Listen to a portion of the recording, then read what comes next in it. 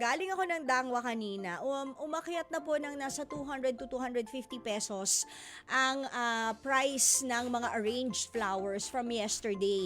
So ang mga presyo ng bulaklak sa Dangwa, kung bibili kayo ng mga arranged flowers, ano na po siya?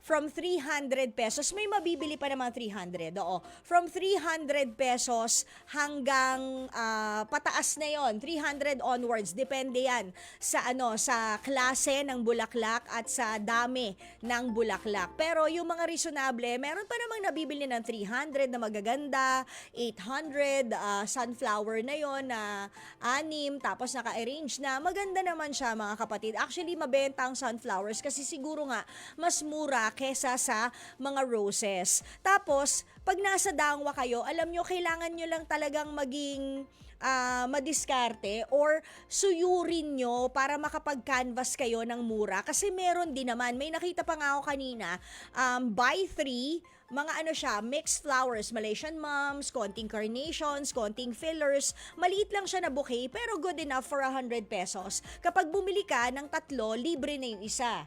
O edi, bakit di ka bumili ng 3, libre isa, tapos pag pinagsama-sama mo, isang bonggang bouquet na siya.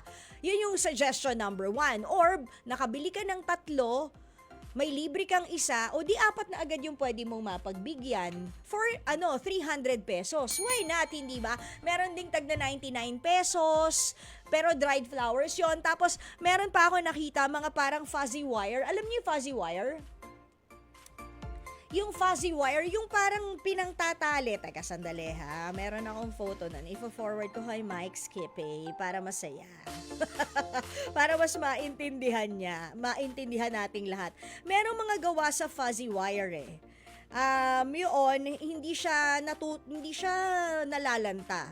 Hindi siya nalalanta na flowers kasi nga artificial siya, pero it's made out of wires na parang yung medyo may buhok-buhok na wire. So, tinitwist-twist lang yon, nakakagawa na sila ng mga flowers na magaganda. Yun, nasa 150 yung itsura ng tulips. Pagkatapos, meron din namang mga lilies ang itsura. Tapos, yung rose, pwede mo ipa-customize sa kulay na gusto mo.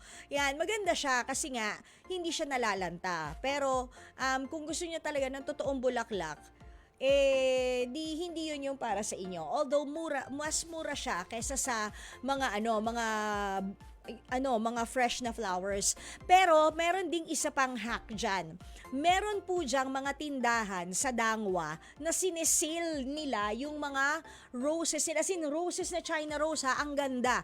Merong mga stores dyan, lalo na isa namin napuntahan, na sinesil nila yung mga flowers nila. So, ang ginagawa lang nila, kasi minsan masiselan daw yung mga bumibili, na kung tutuusin, box lang naman talaga na hindi naman gagamitin ng magbibigay ng bulaklak doon sa kanilang special someone. Pero pag na-damage yung box, ayaw nang bilihin. 'Di ba? Pagka medyo may konting sira yung flowers, of course, ayaw mo rin yung bilihin. Pero, pag tinanggal mo naman yung petal na yun, pwede pa. So, ang ginagawa ng ibang mga flower shops dyan, kukunin nila yung mga pwede pang flowers of the same color. Pagkatapos, lilinisin nila, ayusin nila yung mga petals. Tapos, isi-sale na nila, 500 pesos, meron ka ng 12 na China roses na ang gaganda pa naman. Hindi naman siya halatang, alam nyo yun, hindi naman siya halatang, kumbaga, pinagpiyesa-piyesahan na. So, nasa diskarte lang talaga yan. At saka nasa pag-arrange ng bulaklak, hindi na kayo mahahalata niyan, promise. At saka kung malawak naman mag-isip yung pagbibigyan ninyo, alam nyo, sa totoo lang, magbigay na lang kayong talbos ng kamote. Sa totoo lang. Magtalbos na lang ng kamote kayo, mga kapatid, na iguguloy pa. Ayan yung mga fuzzy wires at gawa sa tela na mga flowers. So, di ba nice? Oh, sunflower yan, pero gawa sa fuzzy wire. Wow! O, ganda rin, di ba? O, kita nyo yan, mga lilies, pero ang ganda ng kulay. Kakaiba, di ba? Medyo greenish na, parang mint green, ganyan. So, may mga ganyang, ayan, imagine nyo, cute, di ba? Lilies yan, pero gawa nga sa fuzzy wire. Yan yung fuzzy wire. So, anyway, ayan, ha? At grabe, alam nyo ba, meron pang nagpagawa ng 100 pieces. Sobrang laki ng bouquet, hindi mo mayakap. Ang laki, 100 pieces ng Ecuadorian roses. Alam nyo kung magkano? 35,000 pesos. Oh my gosh!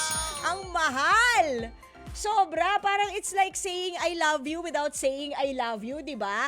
Sa tumataginting na 35,000 pesos, Diyos ko, sweldo na yun eh. Di ba? Isang buwang sweldo na yun, nakakaloka. O tuition fee na yun ng isang estudyante, nakakalurky. But anyways, kanya-kanya talaga tayo ng love language, hindi ba? Grabe. Pwede na yung pambayad sa, correct, sa NCAP. Mga kapatid, dito tayo sa totoo. O, yan yun yung boses. Pagbigyan nyo na, minsan lang naman yan. Siyempre, dito tayo sa True FM, hindi ba? Like, share, subscribe, follow ang ating mga social media accounts, ha? At True Network PH. Yun lang ang keyword na hahanapin nyo. TRUENETWORK PH. O, like, share, follow, subscribe para bongga talagang levels natin sa FB, sa IG, sa X na dating Twitter, sa YouTube and TikTok, pati na rin sa mga podcast.